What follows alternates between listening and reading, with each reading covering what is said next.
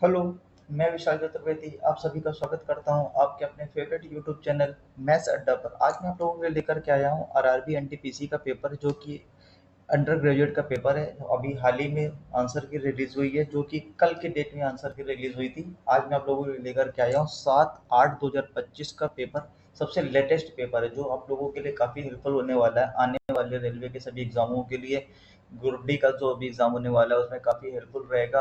और जितने भी मैं आपको बता दूँ, अंडर ग्रेजुएट के जितने भी पेपर आए, मैं आपको वन बाई वन करके सारे क्वेश्चंस कराने वाला हूँ।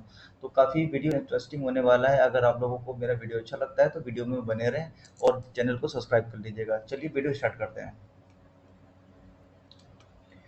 पहला क्वेश्चन आपके सामने है, ये रहा। मैं आप लोगों के सामने पढ़ देता हूँ, इसको थोड़ा बड़ा कर देता हूँ। पहला क्वेश्चन आपके सामने ये रहा, आई थिंक आपको दिखाई दे रहा होगा। पहला क्वेश्चन है, किसी व्यक्ति को 1 रुपए में 6 रबड़ बेचने पर 40% की हानि होती है। 20% लाभ अर्जित करने के लिए 1 रुपए में कितने रबड़ बैंड बेचने होंगे? तो इस क्वेश्चन को करने का सबसे अच्छा तरीका होता है इस तरीके से। 1 रुपए में 6 रबड़ बैंड बेचने पर किसी को 40% की हानि होती है, मतलब उसको 60% में बेच रहा होगा। फिर उसके बाद देखते हैं यहाँ पर, फिर 1 रुपए में कितने बेचे, एक्स मान लेते हैं, और 20% की हानि हो, 20% का लाभ चाहिए तो 120% पे उसको बेचना पड़ेगा।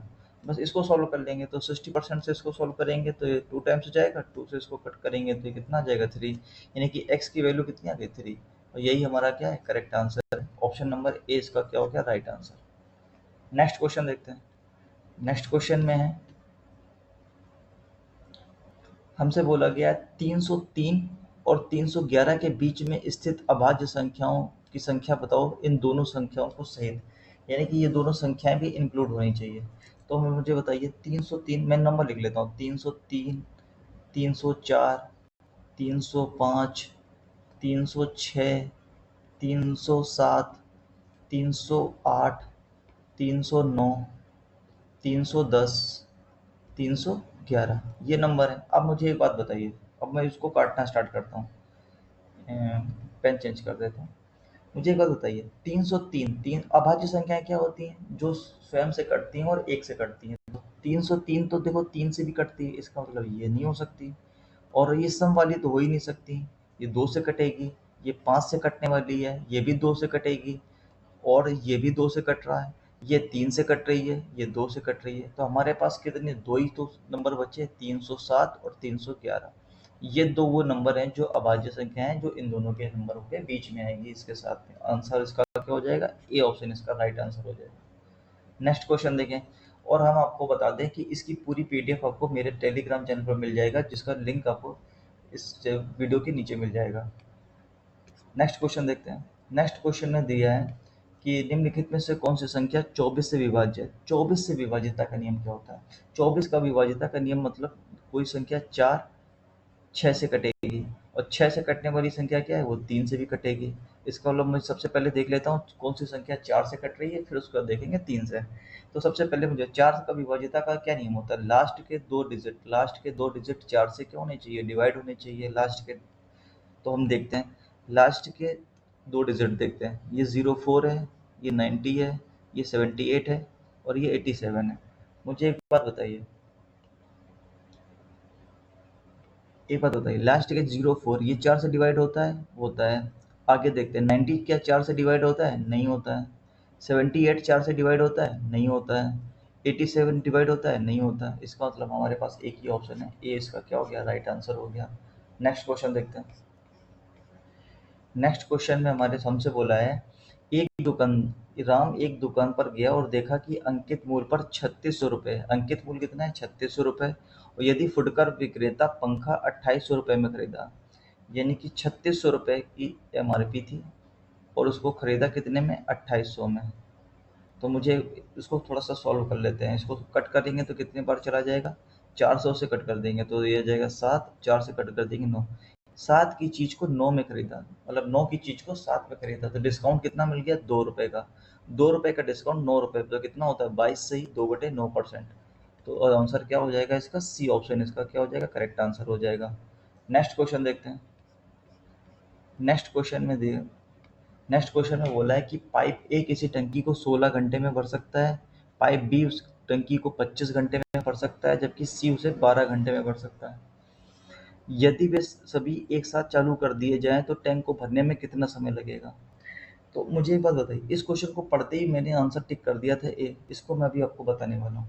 एक बात बताइए मुझे, पहले मुझे लिख लेता हूँ। पाइप ए किसी टंकी को 16 घंटे में, पाइप बी उसे को 25 घंटे में, और सी उसको 12 घंटे में भर सकता है। हम इसका एलसीएम लेंगे तो इसका एलसीएम कितना आ जाएगा? 25 इंटू 16 इंटू 3। अब मुझे एक बात बताइए, इसका जो भी एलसीएम आएगा, इसका जो भी एलसीएम आएगा उसके लास्ट में क्या होगा? ज़ीरो। इसका जो भी एलसीएम आएगा उसके लास्ट में क्या होगा? ज़ीरो। और हमें क्या होगा, इसमें कुछ इफिशियंसी आएगी इनकी, और इस इफिशियंसी से हमें भाग देना पड़ेगा। तो लास्ट में ज़ीरो तो रहेगा ही रहेगा ना। तो मैं यहाँ पे चेक कर लेता हूँ यूनिट प्लेस पे ज़ीरो किस पे आ रहा है। तो 3 का मल्टीप्लाई करेंगे 5 में, और 5 इसका ऐड कर देंगे ये यूनिट प्लेस पे। तो 3 बचे 15 प्लस 5, इसमें ज़ीरो आ रहा है। इसको सॉल्व करेंगे, 9 त्रिक 27 और 5 32, इसमें नहीं आ रहा है। 3 त्रिका 9 5 14, इसका यूनिट प्लेस 4 आ रहा है। 3 एकम 3 और 5 8, इसका यूनिट प्लेस क्या है? 8। देखिए सबके यूनिट प्लेस अलग अलग हैं, लास्ट में ज़ीरो सिर्फ एक ही ऑप्शन में है, तो हम लोगों को आगे सॉल्व करने की ज़रूरत नहीं है। अच्छा, बाई चांस अगर इसका आंसर नहीं होता तो कैसे करते, मैं बता देता हूँ। तो हमने क्या कहते हैं, इसका एलसीएम ये आ गया। अब देखिए इसका क्या आएगा, एफिशिएंसी निकाल लेते हैं। इसकी एफिशिएंसी कितनी आ जाएगी? 25 3 75, 25 से कट करेंगे तो कितना आ जाएगा? 16 3 48, और 12 से कट करेंगे तो कितना आ जाएगा? 100। तो इसकी एफिशिएंसी जोड़ दीजिए तो कितना आ जाएगा? 223। हमें इसका भाग दे देंगे। तो हम क्या करें, इस 25 में इस 16 से 4 को इसमें दे देंगे तो ये 100 हो जाएगा। यहाँ 4 बचेगा, यहाँ 3, यानी कि यहाँ ऊपर हो जाएगा 1200। 1200 का डिवाइड देना है हमें 223 में, तो कितने बार चला जाएगा? 5 बार चला जाएगा, और 85 सही 2/3। ये इसका क्या हो गया? Correct answer. ये इसका राइट आंसर हो गया। लेकिन हमको जो अप्रोच अपनानी है वो कौन सी अपनानी है? जो मैंने पहले बताई थी। अगला क्वेश्चन देखते हैं। अगला क्वेश्चन देखिए, अगला क्वेश्चन भी मैं आपको इसी तरीके से बताने वाला हूँ। देखिए मुझे एक बात बताइए, ये जो नंबर है वो किसका मल्टीपल है? 11 का मल्टीपल है। मुझसे बोला है कि लंबवती बेलन का आयतन दिया है, और मुझे बताया है कि त्रिज्या और ऊंचाई के बराबर है। तो मुझे बताइए, अगर इसकी ऊंचाई ज्ञात करनी है तो ऊंचाई क्या होगा? 7 का मल्टीपल होगा, क्योंकि लास्ट में इसमें क्या होगा? 7 से कटेगा, कटनी चाहिए। तो 7 का मल्टीपल सिर्फ एक ही ऑप्शन है, सी ऑप्शन। इसको हम टिक करेंगे और आगे बढ़ जाएंगे। अच्छा, सॉल्व करने की बात हुई तो मैं देख लेता हूँ। तो बेलन का आयतन क्या होता है? बेलन का आयतन पाई आर स्क्वायर और एच। एच और आर बराबर है, तो हम इसको आर ही लिख सकते हैं। तो यहाँ से सॉल्व करेंगे तो कितने बार चला जाएगा? 11 से कट कर देंगे तो 2 बार जाएगा, 11 से कट करेंगे तो 7 बार जाएगा, और ये बचेगा 11 से 77, ये बचेगा 9, 11 8 88, बचेगा 4 4। फिर 2 से कट कर देंगे तो कितना आ जाएगा? 2 3 6, 2 9 18, 2 दूनी 4, और ये इधर 7। अब इसको जरा फैक्टर कर लेते हैं। 7, इसको 7 7 बना 35, और 7 6 42 इंटू 7, इसको 7 इंटू 8। तो हम यहाँ से देखेंगे आर क्यूब 7 7 7, एक 7 और यहाँ से 2, यानी कि आर बराबर आ जाएगा 14, और जो आर है वही एच है। तो आर और एच, एच बराबर क्या आ जाएगा? 14। सी ऑप्शन इसका क्या हो गया? Right answer. नेक्स्ट क्वेश्चन देखते हैं। नेक्स्ट क्वेश्चन में बोला है कि ईशान और मेघना अपनी अपनी कार से दिल्ली से कानपुर जाना चाहते हैं। ईशान 77 किलोमीटर प्रति घंटे की चाल से जा रहा है, मेघना 33 किलोमीटर प्रति घंटे की चाल से जा रहा है। ईशान को कानपुर पहुंचने में 12 घंटे का समय लगता है, तो मेघना को कितना टाइम लगेगा? तो मैं लिख लेता हूँ, ये ईशान है और ये मेघना है। मेघना, तो इनकी स्पीड का रेशियो कितना है? इनकी स्पीड का रेशियो है 77 और 33। तो हम इसको रेशियो में रिवर्स करेंगे तो कितना आ जाएगा? 7:3। अब इस इनका टाइम का रेशियो क्या हो जाएगा? रिवर्स हो जाएगा। तो इनका टाइम का रेशियो कितना हो जाएगा? 3:7। अब मुझे एक बात बताइए, किसका टाइम दिया है? ईशान का पता है। ईशान को 12 घंटे लगते हैं, ईशान को 3 घंटे लगते हैं, हकीकत में लगते हैं 12 घंटे। मल्टीप्लाई बाई 4, तो यहाँ पर भी मल्टीप्लाई बाई 4 कर देंगे तो 7 चौक 28, 28 घंटे लगेंगे मेघना को पहुँचने में। ए इसका राइट आंसर हो जाएगा। नेक्स्ट क्वेश्चन देखते हैं। नेक्स्ट क्वेश्चन में बोला है कि 182 किलोमीटर की दूरी तय करने को सलज को केविन से 4 घंटे अधिक लगते हैं। यदि सलज अपनी चाल को दोगुनी कर लेता है तो केविन से 9 घंटे कम लगते हैं। तो मुझे बताइए, सबसे पहले केविन था, केविन से पहले तो 4 घंटे ज़्यादा लग रहे थे, अब केविन से 4 घंटे कम लग रहे हैं। तो हुआ क्या, सलज सलज ने क्या किया, अपनी स्पीड को डबल कर लिया। यानी कि पहले स्पीड अगर उसकी 1 थी तो अब कितनी हो जाएगी, 2। तो यहाँ से लगने वाला टाइम क्या हो जाएगा, आधा। तो पहले 2 यूनिट लग रहा होगा तो अब 1 यूनिट लगेगा। तो डिफरेंस कितने का या 1 का। सवाल में कितने के बराबर है, 9 यूनिट पहले कम लग रहा था, पहले ज़्यादा लग रहा था, फिर 9 यूनिट कम, यानी कि 13 के बराबर हो जाएगा। तो यहाँ से इसका ओरिजिनल स्पीड कितनी आ जाएगी, 26 घंटे। यानी कि सलज को ओरिजिनल स्पीड क्या 26 घंटे लगते थे। तो 182 किलोमीटर को तय करने में 26 घंटे में कितनी की स्पीड से हो जाएगी। तो स्पीड बराबर क्या होता है, डिस्टेंस अपॉन टाइम। तो हमने वहीं से निकाल लिया, तो कितना आ जाएगा, 7। इसका क्या आ जाएगा, ए इसका राइट आंसर हो जाएगा। नेक्स्ट क्वेश्चन देखते हैं। नेक्स्ट क्वेश्चन में बोला है हमको इसका एवरेज निकालना है, 5 सदस्यों का एवरेज। तो कभी भी छोटा नंबर हो तो हम लोगों को डायरेक्ट कोई भी ट्रिक अपनानी नहीं पड़ती, हम लोग बेसिक से ही कर लेते हैं। कैसे, 40, फिर उसको 49, 56, 73 और 38, इसको हम लोग सम कर लेंगे तो कितना आ जाएगा, 8 3 11, 11 6 17, 17 और 9 26, हासिला की 2, 4 4 8 2 10, 10 10 20 और 5 25, 256। और डिवाइड कर देंगे 5 एवरेज से। और कभी भी नीचे 5 हो, 25 हो, 125 हो तो क्या करते हैं हम लोग, मल्टीप्लाई 2 से करा लेते हैं। तो 2 से मल्टीप्लाई करा लेंगे तो नीचे 10 हो जाएगा। अब देखो क्या हो जाएगा, 6 दूनी 12, 25 दूनी 50 और 51, एक अंक बाद दशमलव लगा जाएंगे। तो 51.2 इसका क्या हो गया, राइट आंसर। कभी भी हम लोग 5 से डिवाइड नहीं देते, हम लोग सीधे 2 से मल्टीप्लाई करा लेते हैं और एक अंक पर दशमलव लगा लेंगे। नेक्स्ट क्वेश्चन देखते हैं। नेक्स्ट क्वेश्चन है कि 4,000 रुपये की धनराशि 7.5% वार्षिक ब्याज की दर से 7 फरवरी 2024 से 8 अप्रैल 2024 तक की अवधि के लिए हमको ब्याज मिलता। तो इस क्वेश्चन में सिर्फ इतनी ट्रिक है कि इन दोनों के बीच में हमको टाइम निकालना है। तो एक बात बताइए, 2024 की बात है, इसका मतलब फरवरी कितने की होगी, 29 दिन की। 29 दिन की फरवरी होगी, तो देख लेते हैं। तो अब इसमें कितने दिन बचे होंगे, तो 29, यानी कि 3 दिन ये और 19 दिन वो, यानी कि 22 दिन तो फरवरी के हो गए। और प्लस फरवरी, मार्च मार्च तो 30 का ही होगा। और फिर अप्रैल के 8 दिन, तो 22 और 8 30 और 30 60, यानी कि 60 दिन। 60 दिनों का हमें ब्याज चाहिए, 60 डेज का हमको क्या चाहिए, ब्याज चाहिए। तो मुझे और क्या होता है प्रिंसिपल, 4,000 रुपये 7.5% वार्षिक ब्याज की दर से, यानी कि बटे 100। और यहाँ पर लिख देंगे 60, 60 दिन 60 बटे 60 दिन को हम लोग महीने में चेंज कर लेते हैं। 60 दिन को महीने में चेंज करने के लिए हम लोग क्या लिख सकते हैं, 30 दिन का एक महीना, 2 महीने, 2 महीने, इसका मतलब हो गया 2/12 लिख सकते हैं इसको, 2/12 लिख सकते हैं। बस अब इसको सॉल्व कर लीजिए, 3 जीरो से 3 जीरो कट जाएंगे और इसको सॉल्व कर देंगे तो ये आ जाएगा, 2 से कट कर देंगे 6 बार, 2 से कट देंगे 3 बार, 2 से 2 नी 4 और 3 से कट देंगे तो 25 से 75, 25 इंटू 2 क्या आ जाएगा, 50। इसको कैलकुलेशन को सॉल्व करेंगे तो ए इसका क्या हो गया, राइट आंसर। सिर्फ इतनी ट्रिक थी कि यहाँ 7 फरवरी 2024 से 8 अप्रैल 2024 के बीच में हमको दिन निकालने हैं, कितने दिन हैं। तो हमने महीने निकाल लिए, तो 60 डेज मतलब 2 महीने। तो एक महीने हमने क्या निकाल लिया, 2 महीने। अगला क्वेश्चन देखते हैं।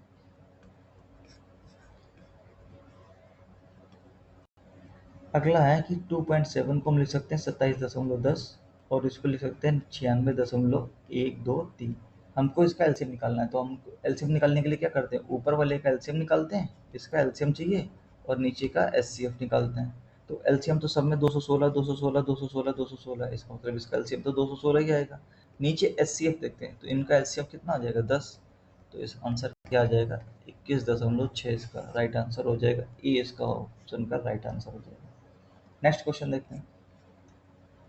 नेक्स्ट क्वेश्चन में बोला है कि 149 की पावर 0.59 इक्वल टू एक्स, 149 की पावर 0.94 इक्वल टू वाई। हमको दिया है x के पावर z बराबर y के पावर 6। हम यहाँ पर वैल्यू लिख लेते हैं। x बराबर क्या था, 149 की पावर 0.59, इंटू में क्या करेंगे, z बराबर y क्या है, 149 की पावर 0.94 इंटू में 6। तो जब भी बेस सेम होता है तो जो पावर होती है वो बराबर हो जाती है। तो यहाँ से हम ये लिख सकते हैं 0.59, z इक्वल टू लिख सकते हैं 0.94 इंटू सिक्स। तो यहाँ से z की वैल्यू क्या आ जाएगी, 0.94 इंटू सिक्स बटे में 59। इसको हमने दशमलव से दशमलव हटा दिया। अब इसको सोल्व कर लेते हैं। तो ये आ जाएगा 6 चौको 24, हासिल लगी 2, 9 चौका 54 और 2 56 और 590। मुझे एक बात बताइए, ये नियरेस्ट किसके बराबर है? 10 के बराबर ही दिख रहा है, 590 या 564। इसका मतलब ये आंसर और ये आंसर तो नहीं हो सकता। अब इन दोनों में देखते हैं, तो हम लोग क्या करें, सीधे डायरेक्ट भाग दे देते हैं। हम लोग क्या करते हैं, 590 क्यों किया, 59, ये कितना आ जाएगा 59। 59 का हम लोग सीधे क्या कर देते हैं, भाग दे देते हैं। तो 59 का भाग दो तो कितने बार जाएगा, देखिए 564। 9 बार दो, 9 सत्ते 9 ने 81, यहाँ से लगी 8, 9 अपना 45 और 8 53, और ये आ जाएगा 3 3, और यहाँ पे पॉइंट लगाएंगे 0। अब ये मुझे बताइए, ये 2 बार तो जाएगा नहीं, इससे ज़्यादा बार जाएगा, 5 बार तो चला ही जाएगा। तो इसका मतलब क्या आ जाएगा, डी ऑप्शन इसका राइट आंसर हो जाएगा। हमको ज़्यादा कैलकुलेशन करने की भी ज़रूरत नहीं है। अगला क्वेश्चन देखते हैं। अगला क्वेश्चन हमको दिया है पार्टनरशिप पे। क्या बोला है कि एक्स वाई जेड ने इतने इतने अनुपात में पैसा लगाया और एक वर्ष में उनको प्रॉफिट हुआ। तो उनका प्रॉफिट देख लेते हैं, एक वर्ष में रेशियो में कितना हुआ। तो 6 4 10 और 8 6 14 2 16, 160 और 10 170। रेशियो में 170 है, सवाल में कितने के बराबर है, 459 के 0 के बराबर। हमसे पूछा क्या, वाई और जेड का अंतर। तो वाई और जेड का अंतर कितना है, 26,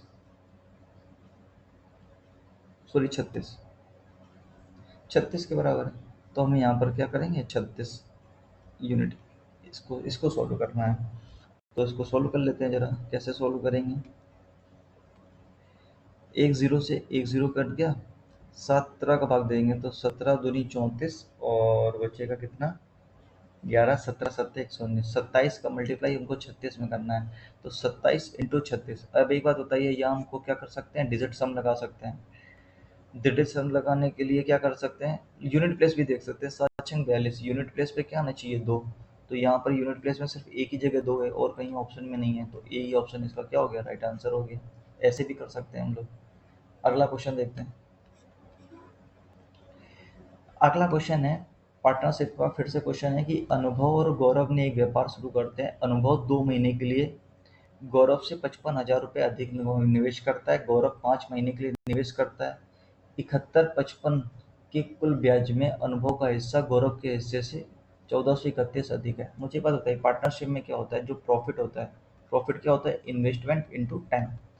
तो मुझे बताइए, यहाँ से इन्वेस्टमेंट अगर निकालना है तो मुझे क्या करना पड़ेगा, प्रॉफिट में से अगर हम टाइम का क्या कर दें, डिवाइड दे दें, तो मुझे इन्वेस्टमेंट का पता चल जाएगा। तो यहाँ पर देखते हैं, यहाँ लिखते हैं अनुभव और यहाँ लिखते हैं गौरव।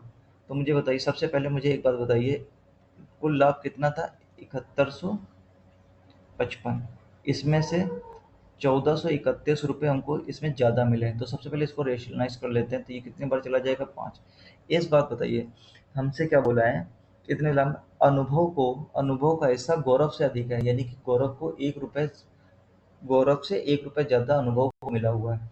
तो हम क्या करें इसको, अनुभव को अगर 3 रुपये मिला होगा तो गौरव को कितने रुपए मिलेंगे, 2 रुपये। हम क्या करते हैं, इस 1 रुपये को हटा लेते हैं, 5 में से 1 गया, बचेगा 4। तो हम दो दो बांट लेते हैं, फिर 1 रुपये जिसको देना होता है उसको दे देते हैं। तो 3 और 2, तो 3 और 2 के अनुपात में हमने क्या निकाल दिया, प्रॉफिट। अब टाइम की बात करते हैं। टाइम देखिए, टाइम बोला है 2 महीने लगाए, अनुभव ने कितने लगाए, 2 महीने। तो अनुभव का महीना लगा 2 महीने, और गौरव ने क्या किया, गौरव 5 महीने के लिए, तो ये लगा 5 महीने के लिए। क्रॉस मल्टीप्लाई करा लें तो यहाँ से इन्वेस्टमेंट का रेशियो आ जाएगा कितना, 15:4। अब देखिए, अब हमको क्या पता है, अब हमको ये पता है कि गौरव ने 55,000 रुपये अधिक लगाए हैं। तो यहाँ पर देखिए कितना अधिक है, 11। तो 11 यूनिट बराबर कितने के बराबर हो जाएगा, 55,000 के बराबर हो जाएगा। तो यहाँ से 1 यूनिट कितने के बराबर हो जाएगी, 5,000 रुपये के बराबर हो जाएगा।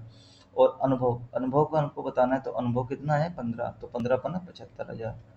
तो अनुभव के कितने रुपए लगाए होंगे? 75,000 रुपये। ये इसका क्या हो गया? राइट आंसर हो गया। नेक्स्ट क्वेश्चन देखते हैं। नेक्स्ट क्वेश्चन है वोटिंग से, परसेंटेज से, कि दो उम्मीदवारों के बीच एक चुनाव में 80% पंजीकृत मतदाताओं ने वोट दिया, 5% अवैध हो गया, विजयी उम्मीदवार को वैध मतों का 75% प्राप्त हुआ और 1805 मतों से वो जीत गया। तो हम देखो इसको एक लाइन में कैसे कर देंगे? हमने मान लिया टोटल वोट ये। अब एक बात बताइए, 80% अगर मतदाताओं ने वोट दिया तो इसका 80% क्या लिख सकते हैं? 4/5।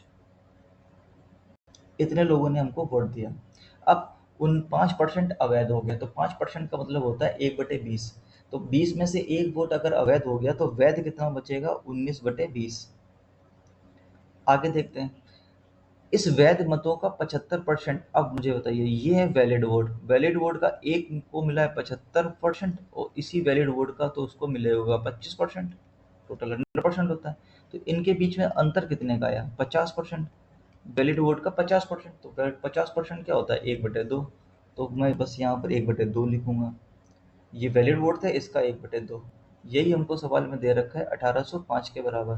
तो हमें इस कैलकुलेशन को सॉल्व करना है सिर्फ। देखिए कैसे सॉल्व करेंगे। 19 से सबसे पहले कट कर दीजिए। 19 नौया 171, 19 पन्ना 95। ठीक। और 2 से कट, 2 दूनी 4 से कट भी गया। अब ये 50 का मल्टीप्लाई इसमें करेंगे तो 0×5 = 25, यहाँ से लगी 2, 9 पन्ना 45 और 2 4750। डी ऑप्शन इसका क्या हो गया? राइट आंसर हो गया। नेक्स्ट क्वेश्चन देखते हैं। नेक्स्ट क्वेश्चन है हमारे पास सिंप्लीफिकेशन से। हमसे बोला है कि 83 की पावर -6 डिवाइड बाई 83 की पावर 16 मल्टीप्लाई बाई 83 की पावर -8। तो मुझे बताइए, ये माइनस का पावर ऊपर जाएगा तो ऐड हो जाएगा, तो 83 की पावर क्या हो जाएगा? -6 -16 और ये मल्टीप्लाई -8। ये सब क्या माइनस हो जाएंगे, तो सबको ऐड कर देंगे। तो 16 6 22 माइनस का 8 क्या हो जाएगा? 83 की पावर -30। कौन सा ऑप्शन है? बी ऑप्शन इसका क्या हो जाएगा? राइट आंसर हो जाएगा। नेक्स्ट क्वेश्चन देखते हैं। नेक्स्ट क्वेश्चन हमको ट्रिग्नोमेट्री से दे रखा है। तो ट्रिग्नोमेट्री के इस टाइप के क्वेश्चन को करने का सबसे अच्छा तरीका होता है, एक समकोण त्रिभुज बना लेते हैं। हमने मान लिया ये एक राइट एंगल ट्राइंगल है, ये इसका थीटा है। तो साइन थीटा क्या है? 1/2। तो साइन थीटा क्या होता है? लंब बटे कर्ण। ये अब हमको बेस निकालना है, तो बेस क्या होता है? इसका स्क्वायर माइनस इसका स्क्वायर। तो 4 इसका स्क्वायर -1, 3 का स्क्वायर √3। हमने क्या किया? एक रेशियो बना लिया, एक अपनी तरफ से एक ट्रायंगल बना लिया जिसमें हमने सारी साइडों का रेशियो ले लिया। अब हमसे जो भी पूछेगा हम आसानी से बता देंगे। हालांकि इसको करने का ये भी तरीका है कि साइन में 1/2 किसकी वैल्यू होती है? 30 की वैल्यू। तो थीटा बराबर क्या आ जाएगा? 30। हम यहाँ पुट कर देंगे, वो भी एक तरीका है। लेकिन अगर फर्ज कीजिए यहाँ 1/2 की न होकर के यहाँ पर 3/4 होता या 5/8 होता, तो हम लोग क्या करते हैं? इसकी तो वैल्यू हमको नहीं पता। लेकिन ये जो तरीका है वो बिल्कुल ऑलराउंडर तरीका है, ये हर जगह लगेगा। तो हम यही वाला तरीका यूज़ करेंगे। तो जब ये वाला तरीका यूज़ करेंगे तो यहाँ पर हम क्या करेंगे? 13 हमसे बोला है cosec square theta. Cosec square theta, cosec क्या होता है? कर्ण बटे लंब। तो 2/1, 2/1 का स्क्वायर करेंगे तो 4 आ जाएगा, माइनस का 3। कॉट थीटा क्या होता है? Base upon perpendicular. तो √3/1। इसका होल स्क्वायर करेंगे तो 3 आ जाएगा, -15। तो 13 चौको 52, माइनस का 9, माइनस का 15। तो 15 और 9 इसको सोल्व करेंगे तो कितना आ जाएगा? 9 5 14, माइनस का 24। तो इसको माइनस का 24 सेपरेट करेंगे तो 28 आ जाएगा। इसका राइट आंसर क्या आ जाएगा? 28। डी ऑप्शन इसका राइट आंसर हो जाएगा। नेक्स्ट क्वेश्चन देखते हैं। नेक्स्ट क्वेश्चन में बोला है कि नमन और उमर किसी काम को 13 और 4 दिन में कर सकते हैं। हमने टोटल वर्क मान लिया 52। ये 4 आ गया, ये 13 आ गया। अब अगला क्वेश्चन आगे पढ़ते हैं। उन्होंने एक साथ मिलकर काम शुरू किया लेकिन 2 दिन के बाद उमर ने काम छोड़ दिया। अच्छा, जब हम लोगों को इस टाइप का क्वेश्चन पढ़ते हैं ना कि जब कोई काम छोड़ देता है तो उससे जो 2 दिन का काम होता है वो हटा देते हैं। तो उमर के 2 दिन का काम हटा दो, तो एक दिन में कितना काम कर रहा है? 13। 2 दिन में कितना काम करेगा? 26। तो 26 काम को हम लोग क्या करें? हटा दिया। तो 52 में से 26 क्या बचेगा? 26। अब इस काम को 26 काम को क्यों करेगा? सिर्फ और नमन करेगा। तो नमन करेगा तो नमन की एफिशिएंसी 4 सब डिवाइड कर देंगे तो कितना आ जाएगा? 6.5। 6.5 दिन। तो हमको पता चल गया कि टोटल जो काम है वो हमारा 6.5 दिन काम चला। हमसे बोला गया कि नमन ने शेष काम कितने दिन में किया, तो शेष काम तो वो होगा जो जो साथ में नहीं किया, तो 2 माइनस कर देंगे यहाँ से, तो कितना आ जाएगा 4.5 दिन। तो आंसर क्या आ जाएगा, ये इसका राइट आंसर हो जाएगा। 4.5 दिन में लोगों ने साथ साथ नमन शेष काम को 4.5 दिन में करेगा, साथ साथ करते तो 6.5 दिन में कर देते। अगला क्वेश्चन देखते हैं। अगला क्वेश्चन है, एक समबाहुभुज में बाह्य कोण और आंतरिक कोण का अनुपात 1:8 दिया है, तो भुजाओं की संख्या बताएं। तो हमको पता होता है कि इंटीरियर प्लस एक्सटीरियर का जो सम होता है वो 180 के बराबर होता है। कोई एक एंगल होगा, ये इसका इंटीरियर हो गया, ये इसका एक्सटीरियर होगा, तो क्या होता है 180 होता है। इंटीरियर प्लस एक्सटीरियर का सम क्या होता है 180। तो यहाँ से देखेंगे तो 8 और 1 9, 9 यूनिट बराबर किसके बराबर हो जाएगा 180 के। तो यहाँ से 1 यूनिट कितने के बराबर हो जाएगा 20। तो जो एक्सटीरियर एंगल होगा वो कितना हो जाएगा 20 डिग्री का, और इंटीरियर क्या हो जाएगा 160 डिग्री का। अब हमसे जो नंबर ऑफ भुजाओं की संख्या जो पूछी होती है, नंबर ऑफ साइड का होता है 360/n लिखते हैं। और यहाँ पर ये 360 क्या होता है, भुजाओं की संख्या होती है, मतलब ये क्या होता है बाह्य कोण की साइड होगी। तो एंगल, तो यहाँ से n की वैल्यू क्या हो जाएगा, यहाँ पर होगा एंगल लिख सकते हैं यहाँ पे एंगल। जो बाह्य कोण का मान होता है वो क्या होता है 360/n होता है। तो यहाँ से n की वैल्यू क्या हो जाएगी 360/एंगल। तो एंगल रख देंगे तो 360/20, तो इसको कट कर देंगे तो कितने बार चला जाएगा 18 बार। यही इसका क्या होगा राइट आंसर। साइड क्या होगी 18।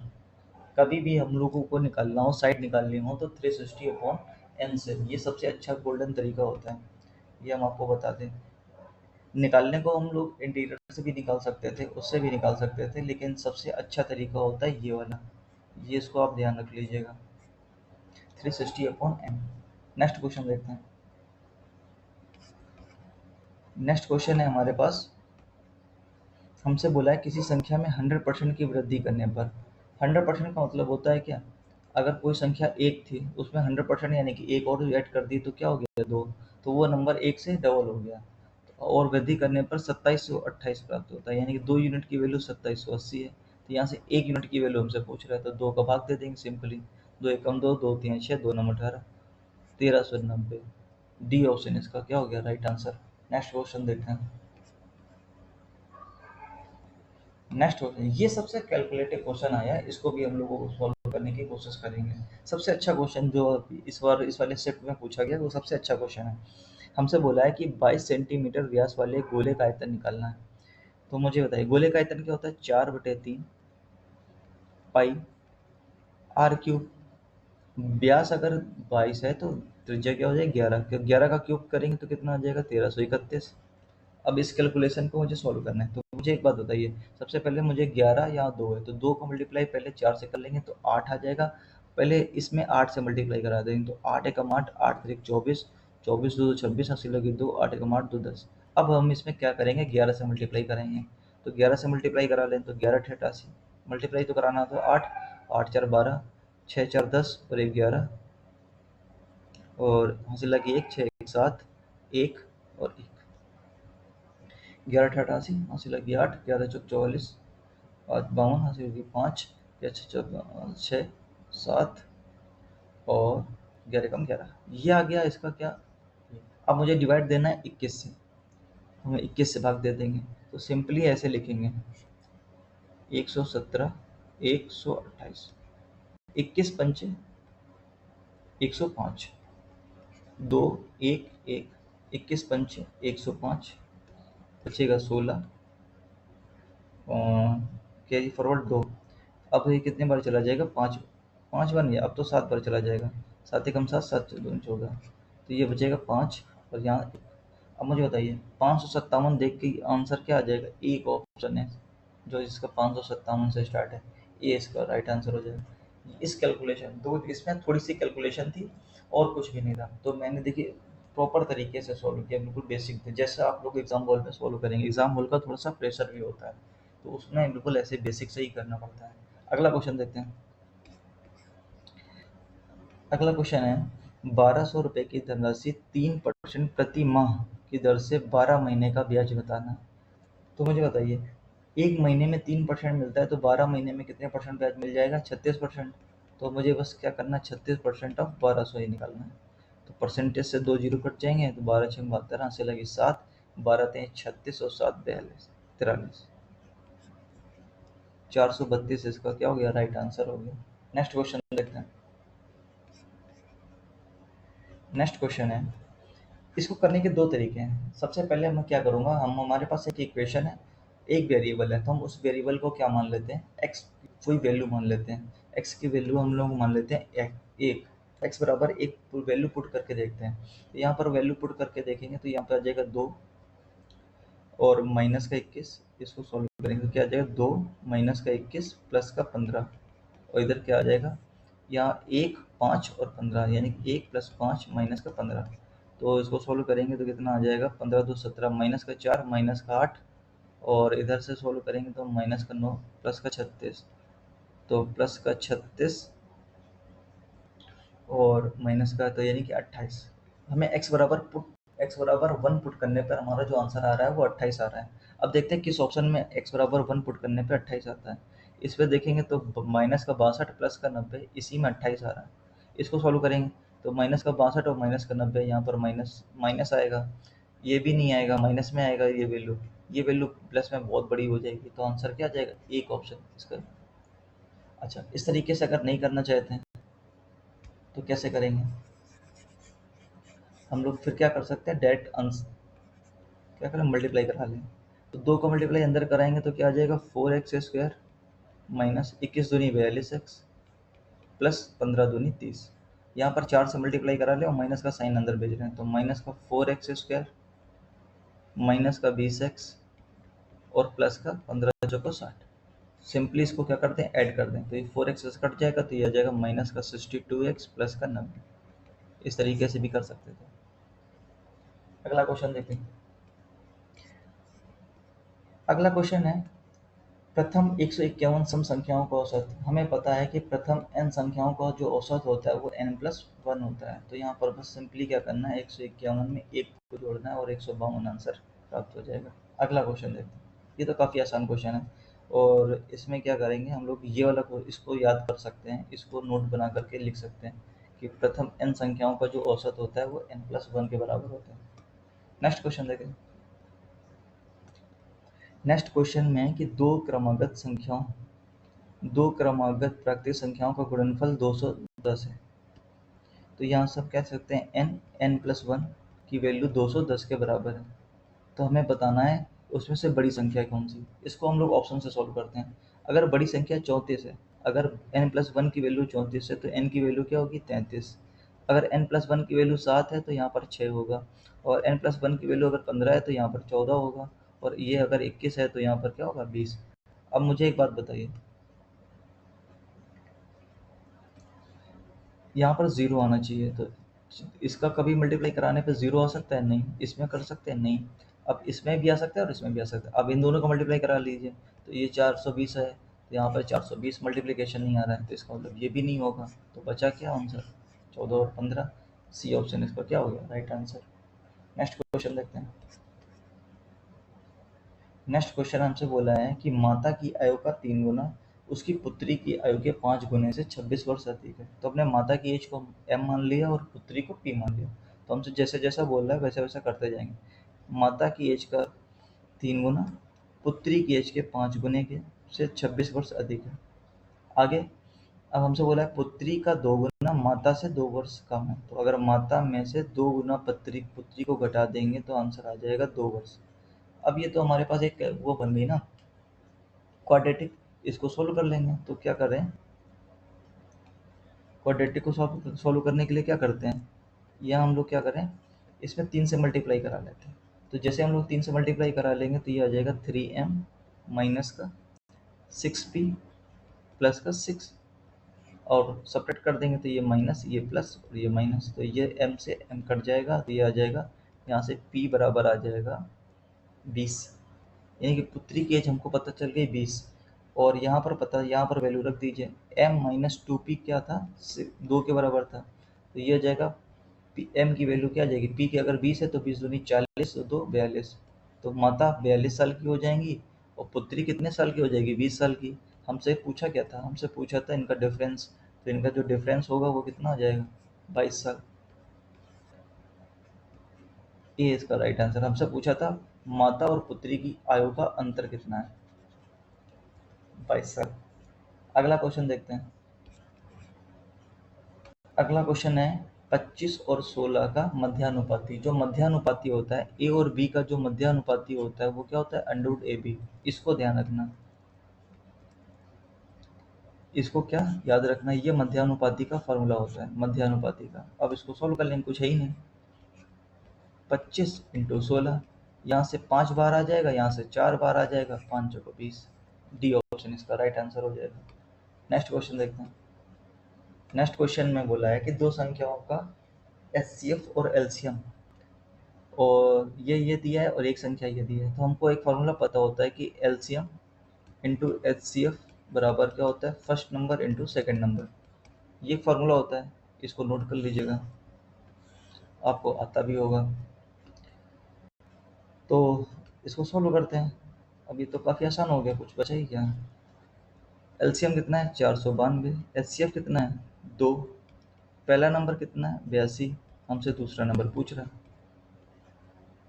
तो 41, 2 से कट करेंगे तो ये आ जाएगा 41। 41 का भाग दे देंगे तो 41 से कम 41, और बचेगा 8। 41 दूनी 82, यानी कि 12 इसका क्या आ जाएगा आंसर। नेक्स्ट देखें। नेक्स्ट क्वेश्चन है, किसी वस्तु का वास्तविक बिक्री मूल्य के 2/5 पर बेचने पर 24% की हानि होती है। यदि इस वस्तु के 88% पे बेचा जाए तो प्रॉफिट परसेंट क्या है? तो मुझे बताइए, 2/5 को हम लोग लिख सकते हैं 40%। तो अगर एस पी, ये एस पी इसका अगर 40% पे बेचें, इसके अगर 40% पे बेचते हैं तो 24% की हानि होती है। तो 24% का मतलब हो गया 76% पे बिक रहा होगा। और अब क्या बोला, अगर हमें इसके 88% पे बेच दें, 88% ऑफ एस पी, तो क्या होगा? इसको सॉल्व कर लेंगे। तो इसको सॉल्व करेंगे तो क्या आ जाएगा? इस परसेंटेज से ये परसेंटेज गया, 4 से कट कर देंगे तो ये आ जाएगा 22 बार। और अब हमें इस 22 का मल्टीप्लाई यहाँ पे करा देंगे, तो 22 का पहले हम लोग 2 से मल्टीप्लाई करें, तो 6 दूनी 12, 7 दूनी 14 और 1 15, इंटू 11 कर लेंगे। तो 11 करेंगे तो आ जाएगा 2, 5 2 7, 6 1, और यहाँ पर 10 था, यहाँ पर एक पॉइंट आ जाएगा, तो हमारे पास आ गया 167.2%। तो 100 से ये कितना जाता है? 67.2%। यही हमारा क्या हो गया? प्रॉफिट 67.2%। बी ऑप्शन इसका क्या हो गया? अगर ये 100% से कम होता, 100 से कम होता, तो जितना ही कम होगा उतने लॉस हो गया, जितना ही ज़्यादा उतनी प्रॉफिट। तो ये 100 से कितना ज़्यादा है? 67.2% ज़्यादा है, तो ये 67.2% इसका प्रॉफिट हो गया। आगे देखते हैं। और ये हमारा लास्ट क्वेश्चन है, आज के वीडियो का सबसे लास्ट क्वेश्चन है कि किसी वस्तु उत्पाद में 15% की छूट देने के बाद 3400 में बेचा गया। तो मुझे बताइए एसपी क्या है? 3400। अगर 15% में छूट में बेचेगा तो कितने में बेचेगा? 85% में। हमसे एमपी पूछे 100% की वैल्यू, इसको सॉल्व करना है। तो 17 से कट कर देंगे, 2 बार जाएगा, 17 बचे 85, 5 से कट देंगे 4, 4000 इसका क्या आंसर है? सी ऑप्शन इसका राइट आंसर हो गया। Thank you. देखिए मैंने क्या किया, आपको 1 बाई 1 करके आपको सारे क्वेश्चंस 1 से लेकर 30 तक सारे क्वेश्चंस मैंने आपको सारे क्वेश्चंस करा दिए, डिफ़िकल्टी लेवल भी बता दिया। सिर्फ 1 या 2 क्वेश्चन को छोड़ करके सारे क्वेश्चंस आसान पूछे गए थे। मैं आपको 1 बाई 1 करके सारे सेट करा दूँगा, जितने भी सेट इसमें पूछे गए हैं, एक-एक करके मैं आप लोगों को करा दूँगा। अगर आपको वीडियो अच्छा लगा हो तो वीडियो को लाइक कर दीजिएगा, चैनल को सब्सक्राइब कर दीजिएगा।